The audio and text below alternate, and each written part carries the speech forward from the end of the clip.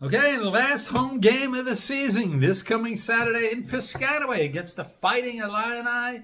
Can Rutgers win its third in a row and go on a run, finish out the season strong? What do we got to do to be successful? Let's get to it. Okay, so Illinois comes into Piscataway this Saturday for a game that at the beginning of the season didn't look all that significant. It was kind of chalked up as a win, but there was one podcast or writer that said, hey, this is going to be an important game. This can be a kind of turning point game for Rutgers. And in some ways it is. We started off the season 4-0. We went 0-4. And if we can finish out the third season, the third trimester of the season, and go 4-0 and get us to 8-4, that would be what a lot of us thought was in the cards. 8-4 and 9-3 would have been even better.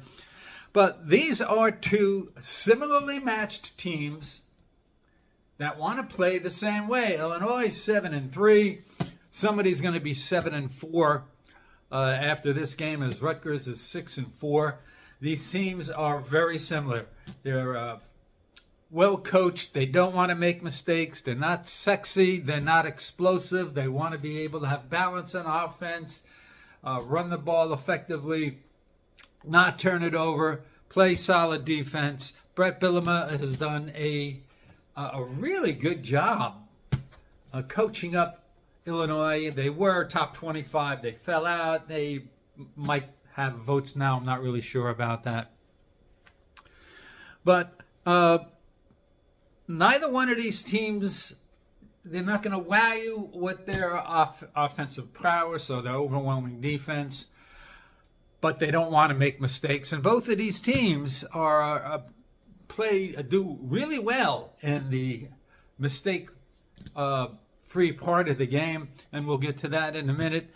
You know, Illinois has had kind of a weird season in many ways. So they lost to Penn State 21-7, Oregon 38-9. They were kind of in those games for a bit. It was a little tougher slog than you might have thought. Lost to Minnesota 25-17 by 8 points. So that gives us some hopes, because Minnesota is also similar to both Rutgers and Illinois and how they want to play. Their wins, they beat Kansas 23-17 earlier in the year. At that point, Kansas was ranked. I don't know where they stand now. They lost to Nebraska 31-24. Of course, we lost 14-7. The eye-opener was a 50-49 overtime win against Purdue. And, how does a team like Purdue get Illinois into an overtime game scoring 50 points? That was a bit of a surprise. So they beat Kansas, beat Nebraska, beat Purdue, beat Michigan 21-7. That's a solid win, even though Michigan has taken a big step back without Jim Harbaugh leading them. But nonetheless, it's a win against a blue blood program. And then they beat Michigan State 38-16, which I thought, a little bit of surprise. Rivalry game, Michigan State, they're kind of falling off the wagon a little bit now. They start off their games playing tight, good defense. Aiden Childs struggling a little bit, and they wind up giving it up in the end. So when you look at Illinois' wins, there aren't any wins in there that you say, wow, this is a really good team. Maybe Michigan, just because of their brand, their name brand recognition. Our wins, kind of similar. Washington, Minnesota, Maryland, Virginia Tech. We forget about that game. Virginia Tech's 5-5. So two similar teams stylistically, what they want to do, their results against competition that's, kind of middling to above average. And I've talked about how their quarterback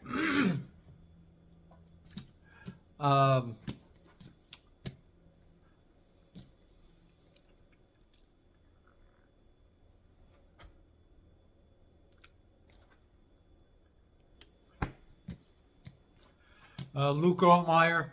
I've said several times throughout the year how Ethan and Luke Altmaier really similar. Are they big physical, athletic specimens like Kyron Drones from Virginia Tech? No.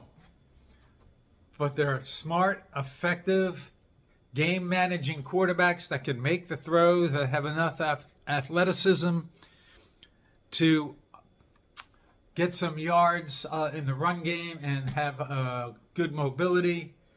They're going to manage the game, don't want to make the big mistake. Pretty accurate passers of the football. These two guys are really similar. In fact, they're so similar. Ethan has 2,128 yards passing. Luke Altmaier, 2,124 yards passing. The average per game is about the same. There is a little bit of a difference in touchdown-interception ratio. Ethan, 12 touchdowns, 6 interceptions. Luke Altmaier, 18 touchdowns, only 3 picks. So the passing games are ranked Illinois 78. We're 81st. So we're similarly coached, similar style of ball, and the quarterbacks play very similar games. And even the production out of the wide receivers, it's kind of strange, or running backs rather.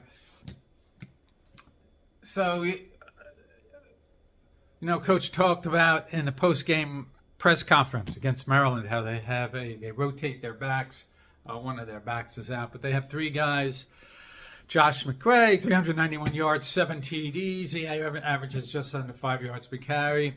Aiden Lagery, 324 yards. Caden Fegan, 306 yards. You add it all up, they're over 1,000 yards. I have around 10, 11 touchdowns. Those 3 guys combined add up to basically what Kyle has. So it's an interesting way that they do it. I just hope that one of the backs that isn't necessarily a dominating, game-changing, or grind you down as the game wears on kind of back winds up making some plays. We've struggled not just giving up chunk yards in the running game, but passing yards. Coleman, Washington, Maryland last week at Hamby. I think he had almost 160 yards receiving and rushing. Don't want one of those Illinois backs to gain some chunk yards against us and potentially extend drives, get a touchdown or 2, and change the trajectory of the game. So we're even similar in how much percentage and how productive we are in the running game. Let's get to it. Let's get to some stats. Rushing per game, Rutgers 169 yards per game, 56th in the country. Illinois not quite as productive, 142 yards per game, 89th. If we can get to that, we don't necessarily have to get to 170, but if we get to 140, 150, even in the 130s, and Ethan has a solid game, we have a good opportunity. Yards per game, 382. That's 72nd. And Illinois, a little less, 357, 96. So you can see how both teams, they're not going to run the ball up and down the field, but they want to make enough plays and manage the pace of the game where they're the one that's coming out on top. On offense, third down conversion, we're just under 40%. That's number 56. Illinois, just under 45%. They're number 28th in the country. And, on defense, we struggle a little bit. We're ranked 95th in the country. If we get the third down, we're going to have to make some plays. We're going to have to get a sack disrupt the passing game a little bit. We only had one sack against Billy Edwards last week, but we were kind of disruptive. Minnesota made some plays, so third down is going to be important for both teams. On fourth down, we even though last week we went for 3 on fourth down, that's great progress.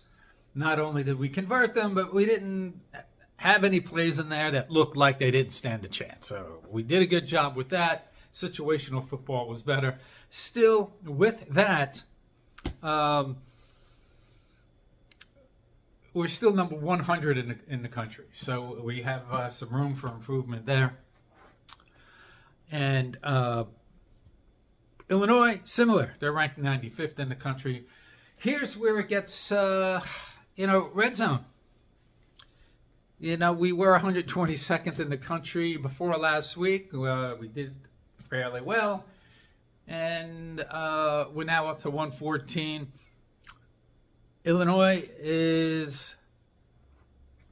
they do a little better job. They're just about 86% red zone percentage. That leaves them number 57 in the country. So if they get into the red zone, we're going to have to make some plays to prevent them from extending drives, scoring, getting some easy points. Passing percentage, both teams kind of similar. We pass it about 46% of the time. Illinois, 48%. So that's what we're talking about. They kind of want to run it.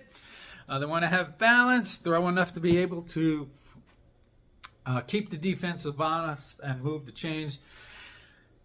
Here's an interesting stat. Interception percentage by each team. So, talked about Ethan having 6 interceptions. That's 2.14%. Pretty good, 49, ranked 49th in the country. Luke Altmaier and the Illinois offense does not throw picks. A little over 1%, and they are number 4 in the country. So if we're going to have success, we're going to have to disrupt, knock them around a little bit, hit them a little bit. If we don't get a pick, at least put him under duress. Surprisingly, we average passes per game. We average about 31. That would have been more than I would have thought. That's number 57 in the country. Illinois, 29th. That leaves number 87 in pass attempts. So, two kind of teams that want to be conservative. Here's another stat that kind of surprised me when I saw this. Sack percentage of plays that your quarterback is sacked. It's a little over 2% for us. Number 49, so that's top half. That's pretty decent.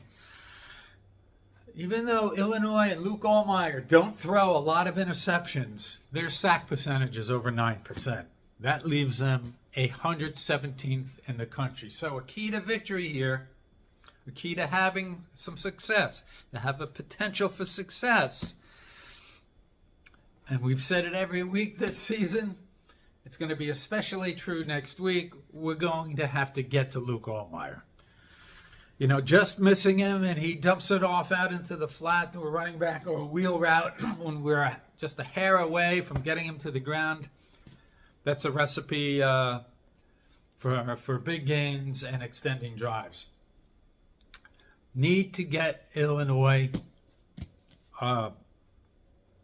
their passing game out of rhythm like we did against Maryland and Minnesota.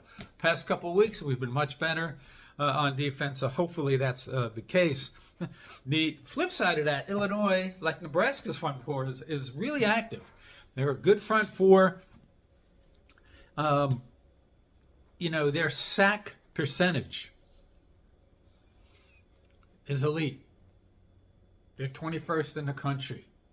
So our patchwork offensive line, Dante Chin in there, Toby Asamoah, we're going to have to, like last week, we're going to have to do a good job of protecting Ethan, giving enough time to keep that active Illinois defensive front out of Ethan's face. And if we can have some designed runs, some play action pass to, to freeze the front seven, we might have to do some things like that. So Illinois will give us a problem up front, not dissimilar than Nebraska.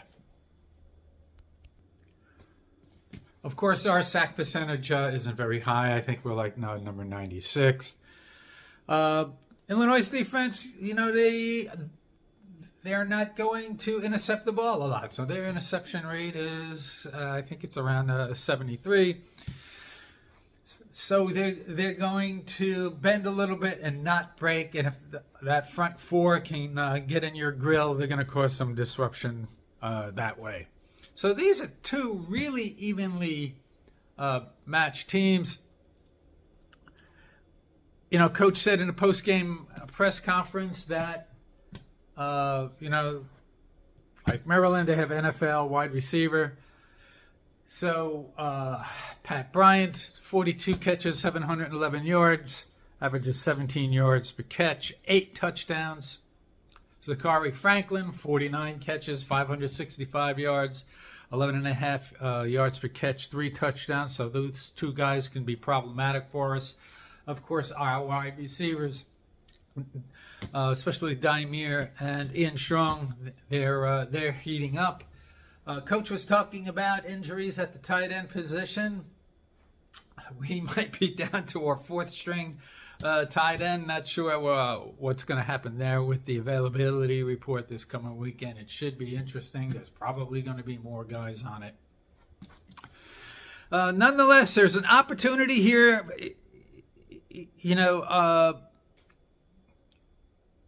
to win against Illinois, against a team that's not too daunting. But those teams you have to watch out for because they're well coached.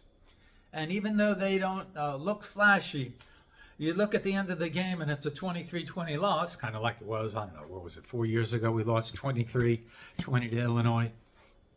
My lasting impression of a game against Illinois was Brian Leonard. What was it, 2005? It might have been 2005. The Leonard leap over the defender. That was when we were on our trajectory upwards, and when he leapt over the defensive back to run it all the way down the field. That was a highlight reel for the ages. Nonetheless, if we win this game, this is a good win. These are two teams that are very similar. When you look at now the way Illinois plays ball, they are only ranked 93rd in the country in time of possession. Now, it's not that they're a quick strike team and you're winging it all over the place. If we can get them off the field, have success against them on 3rd down, get the ball back. Kyle will be back this week, and he's probably dinged up. But, he was dinged up against Maryland and had, 24, 25 carries. If we can continue to get some carries to Jay Sean and to Antoine Raymond and have successful with those slants underneath and passes downfield strategically sequenced into our series, this is a game that we can kind of control the pace and control the action in the game, and we have an opportunity to win. Probably going to be a very close game, at least on paper. Nonetheless, if we get to 7-4 this week and then head into a Michigan State team for the last game of the year, there are some really good opportunities to have the season we thought we might have had. Everybody enjoy your week.